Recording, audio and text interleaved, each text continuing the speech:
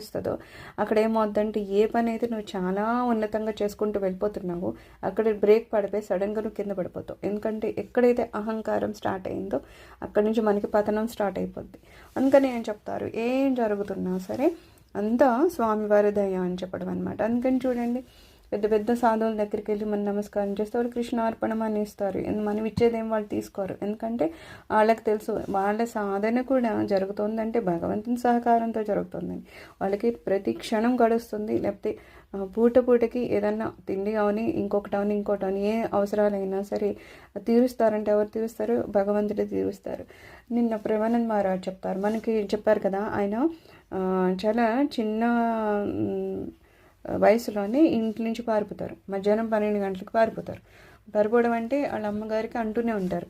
వాళ్ళ ఇంట్లో ఒకసారి ఒకరు చనిపోతారనమాట. చనిపోతే ఆయనకి వెంటనే అనిపిస్తుంది, అరే ఏం చనిపోయారు, రేపు నా సొంత వాళ్ళు అనుకుంటున్న వాళ్ళు కూడా వీళ్ళందరూ చనిపోతారు, ఒకరి తర్వాత ఒకరు ఎవరో చనిపోతే ఇంకా నాకు ఎవరు మిగులుతారు, నాకు ఇలా చనిపోయే వాళ్ళు కాదు కదా కావాల్సింది, శాశ్వతంగా నాతో ఉన్నవాళ్ళు కావాలి, ఎవరుంటారు అని అనుకుంటుంటే వాళ్ళ ఇంట్లోనే ప్రవచనాలు చెప్పేవాళ్ళు, వాళ్ళ నాన్నగారు వాళ్ళ నాన్నమ్మ గారు అందరూ. సో ఎప్పుడైతే ఆయన ప్రవచనం వింటున్నారో ఆయనకు అర్థమైన విషయం ఏంటంటే, మనుషులు ఎవరైతే శరీరంతో వచ్చి ఉంటారో వాళ్ళు 4 రోజుల కన్నా ఎక్కువ ఉండరు, కానీ శాశ్వతంగా ఉండే వాళ్ళు ఎవరంటే కేవలం నారాయణుడు.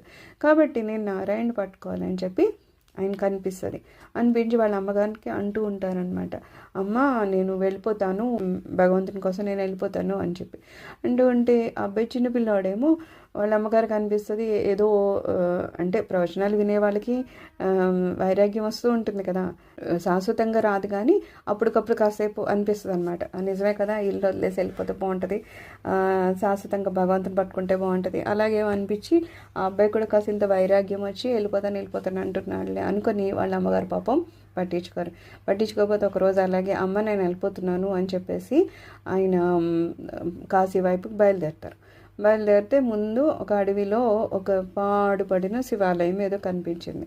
పాపం చిన్నపిల్లవాడు కదా, ఆయనేమో ఒక శివాలయము, ఇంకా ఆయనకి ఎక్కడికి ఏం చేయాలో తెలియలేదు, ఎండగా ఉంది, మంచి ఆకలేస్తుంది. ఇంకా శివాలయంలోకి వెళ్ళి కూర్చొని చిన్నపిల్లవాడేమో స్వామి నాకు ఆకలేస్తుంది అని ఇలా అనుకుంటున్నారు. అంతట్లోకి ఒక ఆయన వచ్చి ఒక స్టీల్ క్యాన్ నిండా ఏదో పట్టుకుని వచ్చి, బాబు ఇక్కడ ఒక ఆయన రోజు ధ్యానం చేసుకుంటూ ఉండేవారమ్మా, ఆయన ఎక్కడున్నారంటే ఏమో తెలియదండి, నేను ఇప్పుడే వచ్చాను, నేను కూడా కొత్త అని చెప్తారు. ఈయన చెప్తే సర్లే ఆయన కోసం అని తెచ్చాను, ఆయన కనిపించట్లేదు, నువ్వు తాగేసేయలే అని చెప్పేసి అది లీటర్న్నర